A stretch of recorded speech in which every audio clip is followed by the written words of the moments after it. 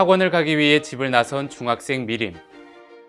그러다 복도 한가운데 떨어진 지갑을 발견하게 되는데요. 이에 지갑을 주워 경비실에 맡기고 곧바로 학원으로 갑니다. 시간이 지나 학원 수업이 끝나고 집으로 가던 미림에게 지갑의 주인으로부터 연락이 왔습니다. 그리고는 지갑에 20만 원이 빈다고 돌려달라고 하는데요. 미림은 맹세코 지갑에 있는 돈에 손을 대지 않았다고 주장했지만 주인은 이를 믿지 않고 계속해서 돈을 돌려달라고 합니다. 과연 이럴 때 미림은 지갑 주인에게 돈을 물어줘야 할까요? 길을 걷다 보면 누군가 떨어뜨린 분실물을 발견할 때가 있습니다. 그런데 이때 찾아준 분실물에 문제가 있다며 오히려 손해배상을 요구하는 경우가 생긴다면 어떻게 해야 할까요? 오늘의 사례, 찾아준 지갑에서 돈이 빈다고 미림에게 돈을 물어달라는 주인. 미림은 배상을 해줘야 할까요?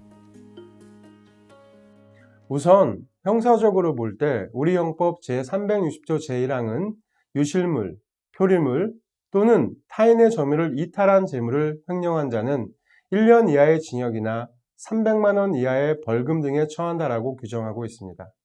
따라서 만일 미림이가 지갑에 있는 돈을 가져갔다면 점유이탈물 횡령죄에 해당되어 처벌될 수 있지만 이 사안에서처럼 미림이가 지갑의 돈에 손을 댄 적이 없으므로 점유이탈물 횡령죄로 처벌될 수는 없습니다.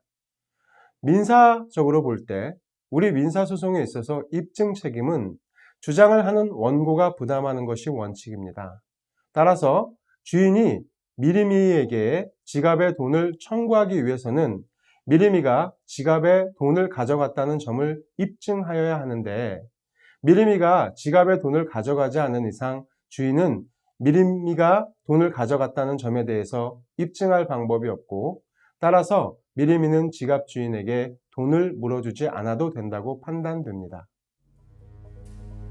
지갑을 잃어버린 주인이 돈에 대해 청구하려면 습득자가 가져갔다는 CCTV 화면이나 증거를 통해 입증해야 한다고 합니다. 즉 정확한 증거를 주인이 내밀어야 한다는 것이죠. 간혹 선의를 위해 베푸는 일들이 도리어 화가 되어 돌아오는 경우가 있습니다. 우리 사회가 점차 개인주의화 되어가는 이유도 이런 점 때문일지도 모릅니다.